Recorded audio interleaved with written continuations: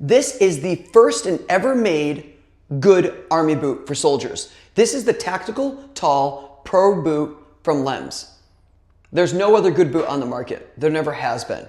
Lems was the first company to make an actual great boot for soldiers. So first off, this boot has a nice voluminous toe box, and it also is foot shaped. If you look here, look how this actually comes inward. The human foot should allow the toe to actually come inward like this, all right? Most boots, like this one here, you can see how it actually like tapers this way. You know, that's not natural.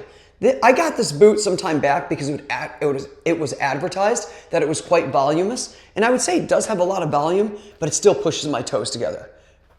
This boot, in contrast, does not. Look how that comes in. And all my sneakers from either Lems, Zero Shoes, Ultra, Topo Athletic, they all follow that principle. So for me, that's extremely important. So there's a muscle right here known as your abductor hallucis. It's a very important muscle, and it plays the role of helping you splay your toes, like I'm doing right here. It actually takes that big toe, it brings it in and down, but it also helps support your arch. So you can see as I splay my toes, my arch lifts up a little bit.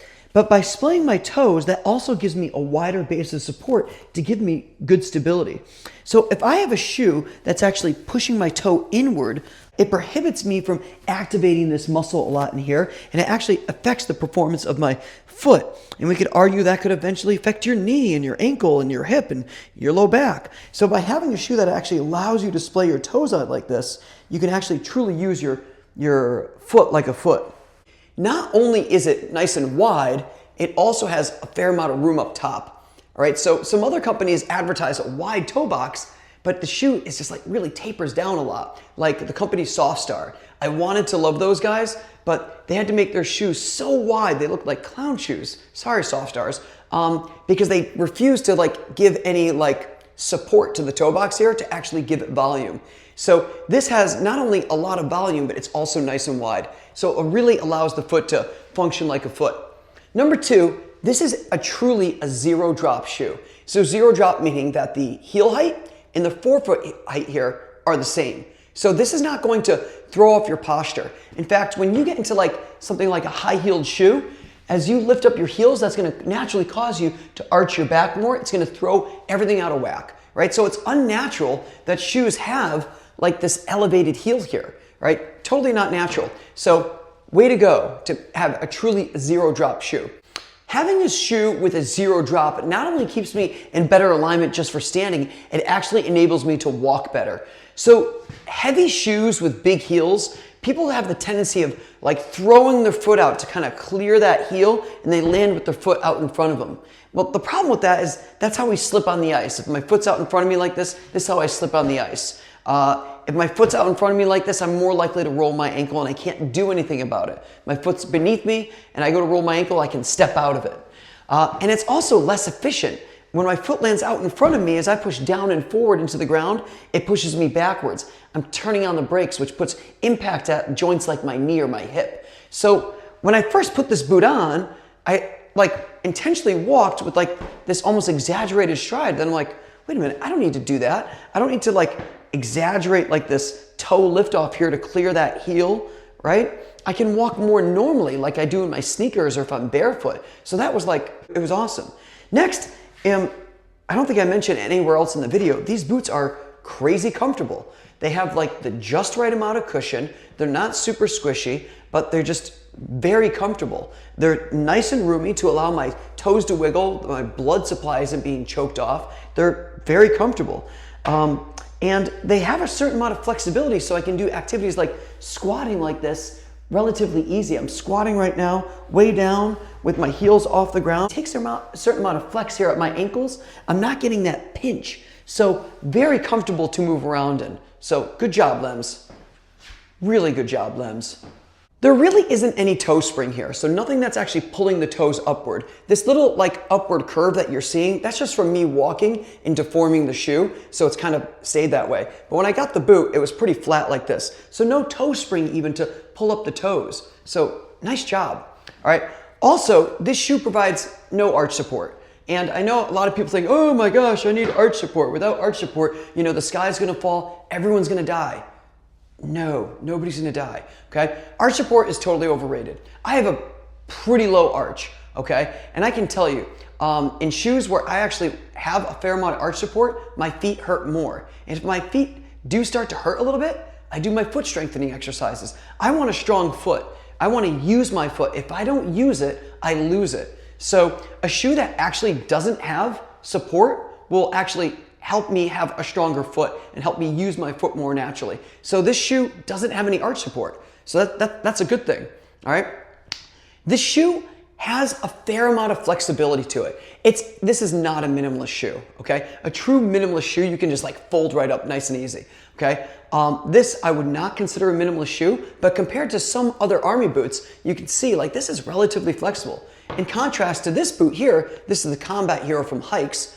You can see it's like stiff, you know? Like this thing just doesn't want to bend much, okay? So it doesn't really let the foot act like a foot, and many army boots are just like this.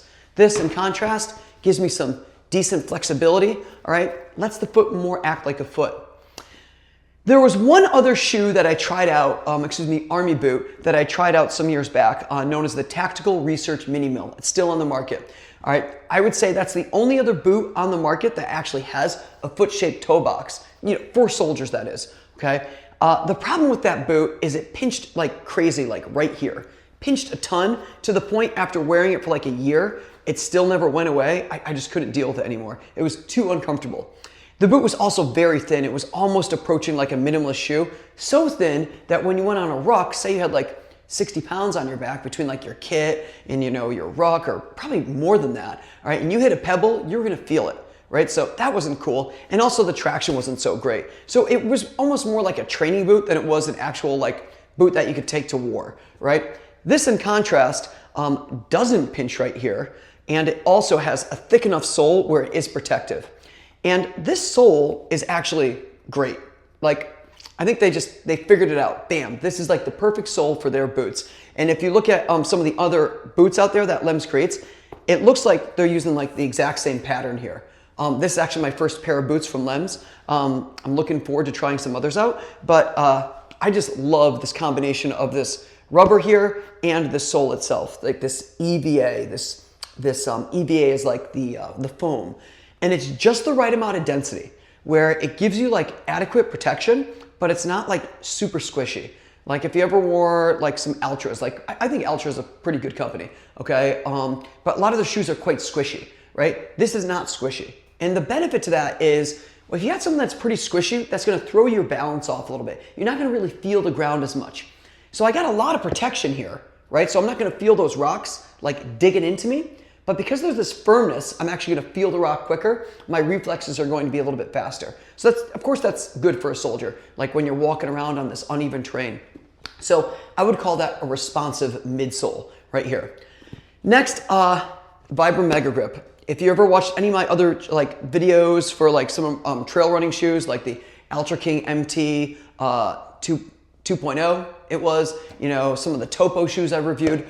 Pretty much any trail shoe I ever buy now has Vibram Mega Grip. You know, Lems said, hey, we're gonna spend the money, we're gonna work with Vibram, we're gonna put Mega Grip on this shoe.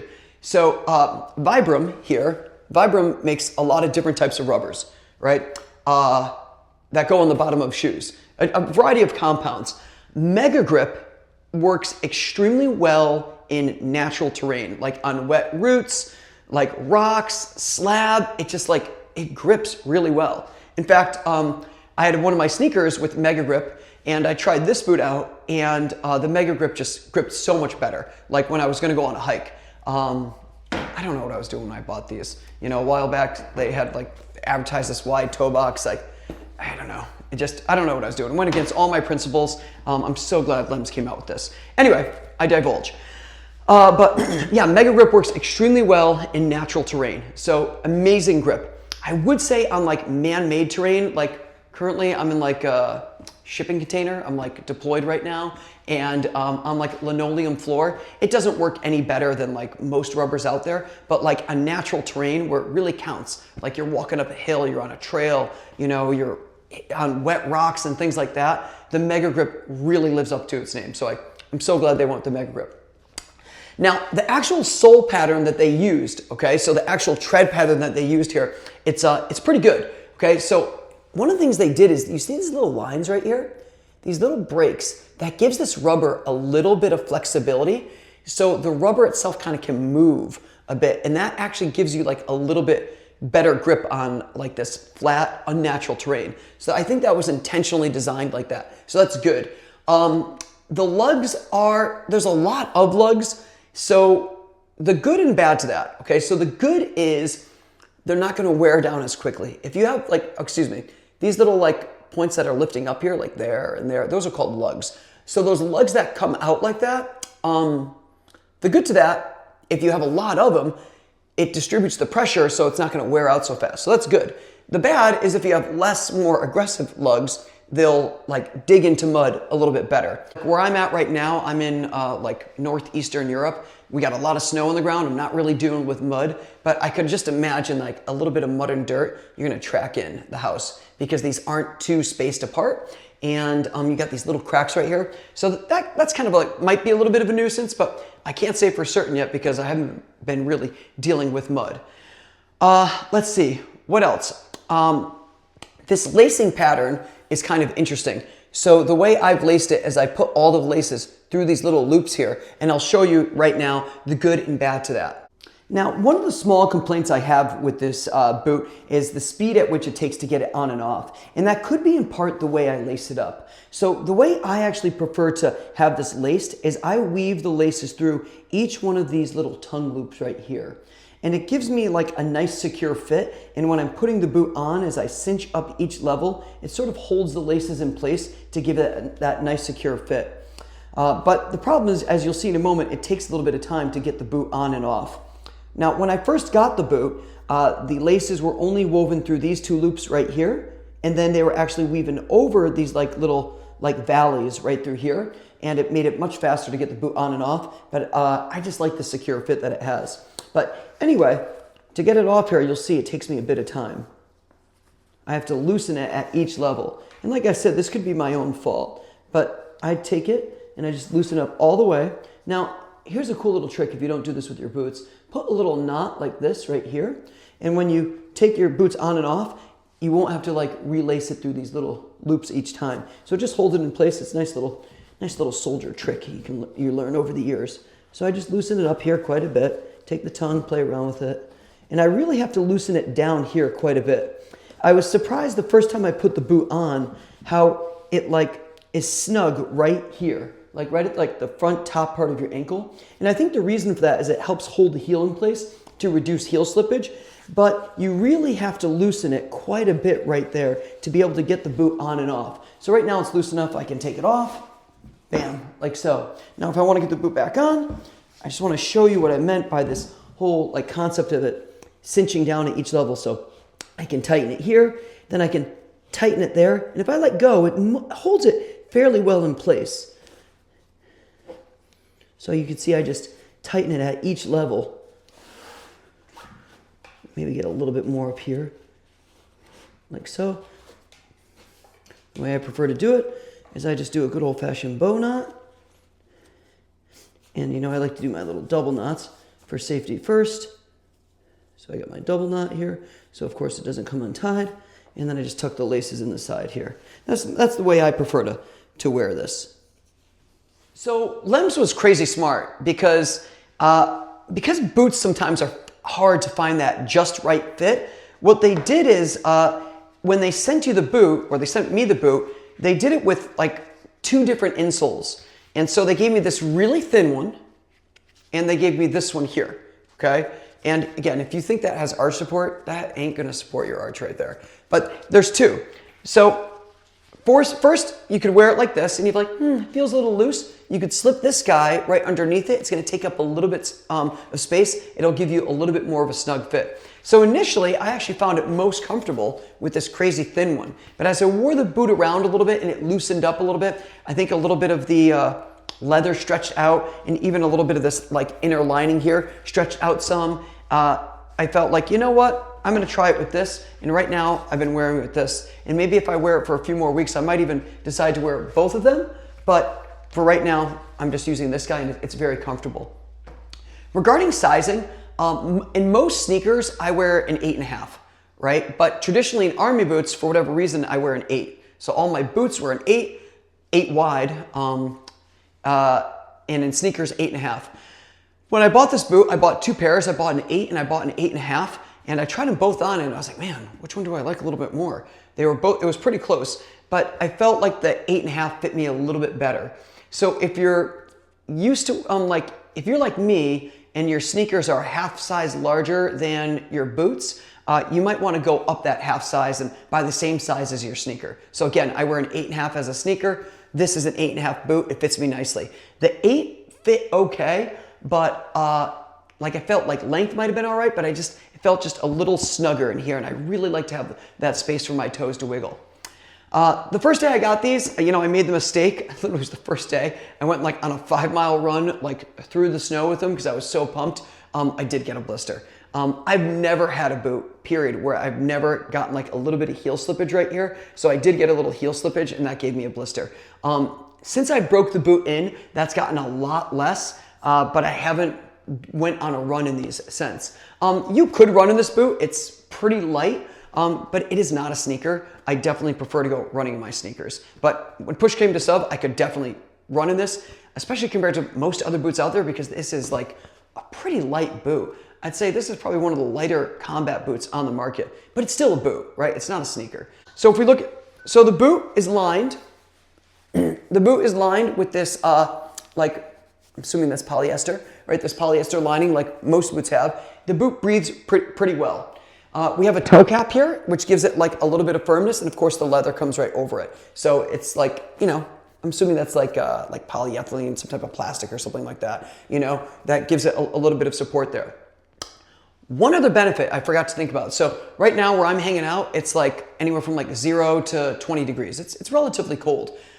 These boots are actually very warm. Not warm in the sense I think they would do just fine in hot weather, but your toes actually stay warmer because they can spread out, right? And you got a little wiggle room so you can move them around. You get some blood flow. You're not all cramped up like this, which is gonna restrict blood flow. So on cold days with a good pair of wool socks, my feet do pretty well in these. And the socks that I prefer, I either wear the Darn Tough 4021 socks, which I'm rocking right now, or I use Omni Wool socks, both of which are mid-weight. Great socks if you're looking for some good socks, either the T4021s or these Omni Wool mid-weights.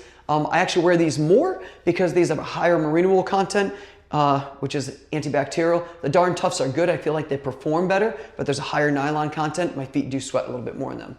All right, I know that was a very long video on one pair of boots, but I was just so excited about these boots. I can't even tell you. If you're interested, I do have a link for the boots in the description below. Full disclosure, I did become an affiliate after getting the boots, after deciding I love them. I applied to become an affiliate, so I did become an affiliate. If you do click the link and decide to buy a pair of shoes, I may get a commission. With that being said, if you're a soldier and you're looking for an awesome pair of boots, whether you use that link or you use someone else's or whatever, I would strongly encourage you to spend the money, get these boots. They are thebomb.com. All right, thanks guys, and we'll see you next time.